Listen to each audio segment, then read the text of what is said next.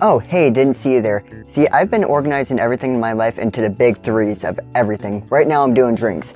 There's soda,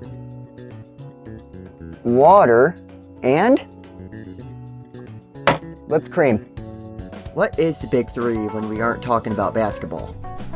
Now, it hasn't always been a term. It actually came up around the time One Piece, Bleach, and Naruto were big. There's some debate for what the classification of what it takes to be a part of the big three. Some say the property in some way, shape, or form has to break out of the anime fandom. Some believe it's just episode count since those three ran for such a long time. Or it could just be what's popular in Weekly Shonen Jump for a while. It was so much easier for the big three to be defined back then than it is now. At least in a Western perspective, just because of the sheer density of shows that come and go now. That being said, regardless of stance, 2/3 of the big three kinda ended, so a discussion of what the new big three are just going around. So I want to talk about what I think they are. What I mean by kinda ended, I refuse to accept it, franchise milking, and I don't think this is ever gonna end.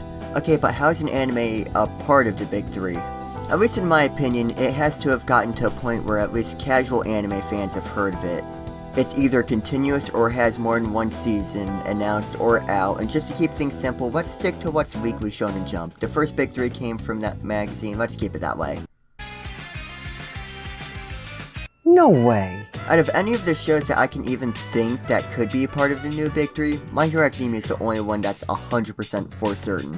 Regardless of your opinion on Sky High, you can't deny how giant this show got after just the second season. Stellar animation, good characters, fantastic pacing. Old and new anime fans have a reason to at the very least look at this show. We have had the same generic shonen concepts shoveled on us with just one or two differences. My Hero Academia decided to go just straight for making a fantastic shonen story without the gimmicks.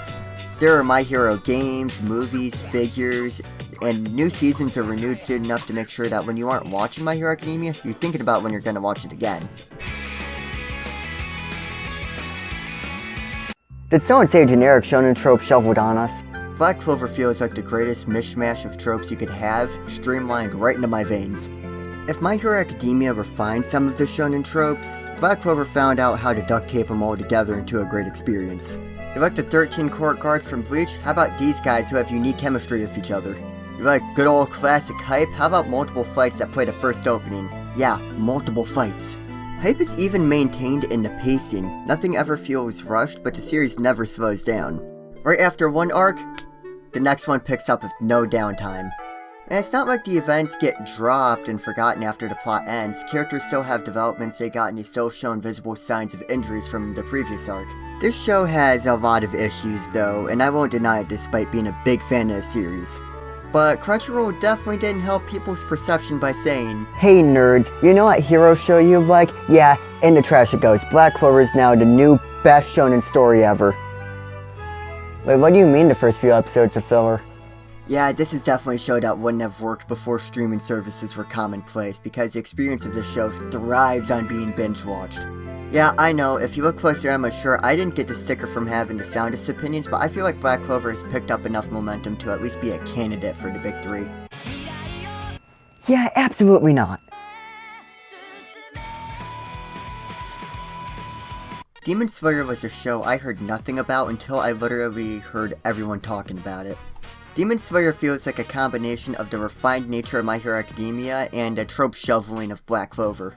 We got the 13 court guards again, we have the characters riddled in tropes, and we have the unlikely but lovable hero. But it's so clean and just so well done. Characters may be simple, but how they interact are so enjoyable that it isn't always easy to remember that they're one-dimensional. I think the best attributor of Demon Slayer's success is just how well made the show is. The animation is incredible, and how individual scenes are done have the entire anime community claiming that the episode it was from is the best episode of any anime that came out this year. Wait guys, if we check Google, there's already a big three out there. That would be General Motors, Ford Motor Company, and Chrysler. Huh,